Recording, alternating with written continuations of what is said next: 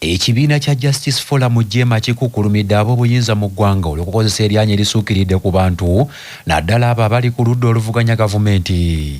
Jema eno koddeyo amaanyi agateekeddwa ku munnamagye yaganyuka Kano Kizza Besigye neerumiriza nti gasuukiridde nti wadde nga n'embeera y'obulamu bwe teyeeyagaza wabula abakulu nti ekyo tebakitutte ng'ensonga ne basalawo okuddamu okumusindika mu kkomera.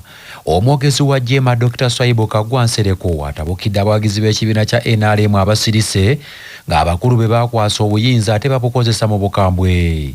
Nsereko ategeezezza nti ekiseera kituuse wabengawo okusonyiwagana mu buli mbeera Uganda bw'eba yakugenda mu maaso. Kintu kyennyamizza nnyo bannansi kubanga ebiseera ebisinga abantu ababateeberezebwa okuzza emisango ekitera okubeeyimirira ne bafuna obuweerero okugenda okujjanjabibwa. N'olwekyo Justice Forum twagala okwongera okuba omulanga eriba NRM bonna mu ggwanga kuba nti bagatta amaloboozi gaabwe ku maloboozi g'abannansi abalala ag'abannayuganda naddala okuba nga boogera ku nsonga y'ekinnamagye eno engeri yeekuttemu ebintu mu ggwanga kisobola okuviirako eggwanga lyaffe akabasa ate akajja okunyiga buli omu n'alumanya ne ssaalumanya. Mu ngeri y'emu Jema ewanjagidde Paalamenti ekole ennongoosereza mu ssemateeka w'eggwanga n'amateeka agafuga ebyokulonda okukendeeza ku buvuyo n'obusambattuko obubeerawo mu biseera by'okulonda nga bannayuganda bangi ababufiiramu. Jema twagala okusinziira awo okukubira Paalamenti ya Uganda omulanga erowooze ku ky'okuba nti ereetawo ennongoosereza mu constitution n'amateeka g'ebyokulonda ng'ekigendererwa ennyo kuba nti okulonda kuno kwongezebwayokko at least mu kifo ky'okugenda mu kulonda nga n'ebyo byonna emivuyo egyalimu mu kulonda okwagwa teginnaba kukolebwako ate ng'abantu bafiiramu bangi nnyo okusobola okuba nti tuziyiza abantu baffe bannayuganda obutafaamu mu kifo ky'okugenda mu kulonda kuno wabeerewo ebbanga at myezi 3 giteekebwewo nga kiyita mu Paalamenti ebbanga ery'emyaka 3 egyo ng'ekigendererwamu kwe kuteekawo enkola y'obukulembeze bukyuse butya mu mukono okuva mu mikono gye bulimu mu ngeri ey'emirembe okudda mu mikono emirala. Abaami b'eggombolola mu ssaza Mawokota basabiddwa okukuuma n'okuddaabiriza embuga z'eggombolola ng'oluwezi n'aweesa Obwakabaka ekitiibwa. Omumyuka asooka owa Kayima Alhaji Hassan Kasujja Kagga ategeezezza nti Obwakabaka kyakulabirako eri abalala ng'ebifo byabwo birina okuba eby'omulembe era nga byeyagaza kwe kusaba babiddukanya okubikulaakulanya n'okubiyooyoota.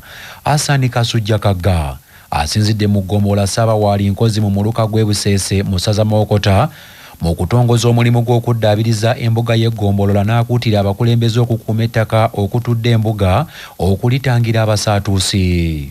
Neneebaza abantu b'ewaffe Nkozi mu ggombolola ya Ssaabawaali abaategedde nti embuga ya Ssaabasajja Kabaka eteekeddwa okuyooyootebwa okubeera obulungi. Bassebo ne bannyabo mbakubiriza okukuuma ettaka, mbakubiriza okukuuma embuga za Ssaabasajja Kabaka nga zinyonjo. N'olw'ensonga eyo si mbuga za Ssaabasajja Kabaka zokka n'ewaka ewammwe mubeera mubeerewo nga muli bayonjo. Era mbeebaza obutatunda ttaka embuga ezo eyiikaanamu omwenda muzikuume nga zikyali wamu abasinga. Mwebale nnyo, mwebale ddala. Ayi Katonda kuuma Ssaabasajja Kabaka. Mu ngeri y'emu Alhaji Hassan Kasujja Kagga asabye abantu ba Kabaka mu ggombolola Ssaabawaali Nkozi okuwagira omulimu guno ogw'okuyooyoota embuga y'eggombolola. Omwami wa Kabaka ow'eggombolola Ssaabawaali Nkozi Kawuki Yisto asabye bonna abalina obusobozi okubakwasizaako okumaliriza omulimu ogwo. Reverend Father John Bosco Sendagala bwana mukulu wa Nkozi Parish bw'abadde akulembeddemu okusabira omulimu guno asabye abantu ba Kabaka okwefiiriza ku lw'enkulaakulana y'ekitundu ekyo nga bawaayo mu kuyooyoota embuga y'eggombolola. Paapa w'aba Orthodox mu nsi yonna Bitudu Theodore II akyaddeko mu kibuga Jinja era yeebazizza nnyo gavumenti ya Uganda olw'okukuuma emirembe egisobozesezza bannansi okukola emirimu gy'okwekulaakulanya.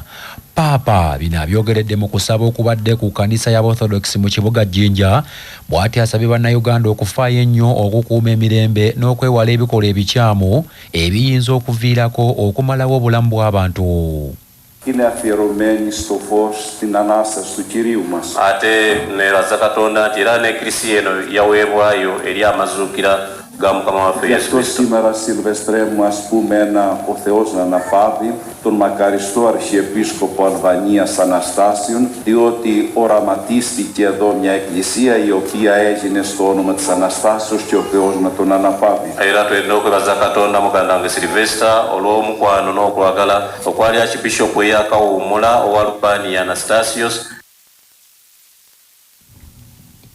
ye akulembera aborthodox mu buvanjuba bw'eggwanga Grace Kisitu asabye Papa ayongere okusabira Uganda esigale nga ntebenkevu ne mu biseera by'akalulu akabindabinda.